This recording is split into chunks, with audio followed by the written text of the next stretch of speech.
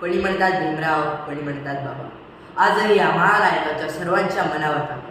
नमस्कार, माझे नाव शार्दूल शैलेश शिंदे आहे. मी आता 8वीमध्ये शिकत आहे. माझ्या शाळेचे नाव SS Nikam English school Indapur आहे. मी आज तुम्हाला बाबासाहेब आंबेडकरांबद्दल माहिती सांगणार आहे. भीमराव रामजी आंबेडकर यांचा जन्म 14 एप्रिल 1891 मध्ये झाला. त्यांनी 50,000हून जास्त पुस्तके वाचली. त्यामुळे त्यांनी आपले भारताचे संविधान लिहिले आहे. त्यांना घटनेचे शिल्पकार असेही म्हटले जाते. ते समाजसुधारक, अर्थशास्त्रज्ञ, भारतीय न्यायशास्त्रज्ञ आणि समाजसुधारक होते. त्यांनी बरीच पुस्तके लिहिली आहेत. त्यांची एक छोटीशी कथा तुम्हाला सांगतो मी. जेव्हा ते लहान होते त्यांची शाळेची सहल गेली. त्यांना बैलगाडी भेटली. पण गाडीवाला म्हणाला की तुम्ही गाडी हकला, कारण मी तुम्हाला स्पर्श करू शकत नाही.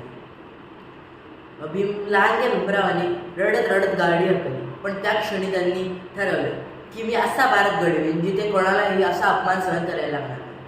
त्यांनी बहिष्कृत भारत, प्रबुद्ध भारत, जनता असे खूप सारे वर्तमानपत्र प्रकाशित केले. त्यांचे निधन 6 डिसेंबर 1956 झाले.